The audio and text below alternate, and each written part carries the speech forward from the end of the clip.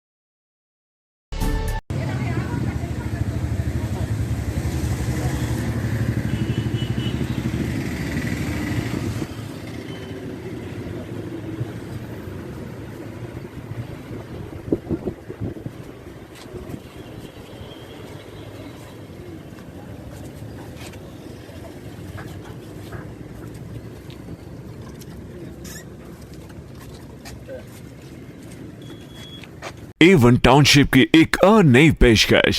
जहांगीर पीर दरगाह से 2 किलोमीटर पहले multinational companies के करीब, जो कि बिल्कुल आबादी से लगा हुआ, बेंगलोर हाईवे से सिर्फ 5.5 किलोमीटर, बीटी रोड से लगा हुआ, तमाम डेवलपमेंट के साथ 5,50,000 में 100 गज का प्लॉट। A1 टाउनशिप में आपका ये छोटा सा इन्वेस्टमेंट आपका और आपके बच्चों का मुस्तकबिल बदल सकता है। आज ही तशरीफ लाएं और A1 टाउनशिप के इस प्रोजेक्ट से फायदा उठाएं। Office at pillar number 235 opposite fisheries department, Rajendra Nagar, Hyderabad. खबर है शहर की, खबर है गाँव की, खबर है सारी दुनिया की। 7H न्यूज़ पसंद आए तो लाइक कीजिए, शेयर कीजिए और सब्सक्राइब करना ना भूलें। 7H न्यूज़, आपकी आवाज।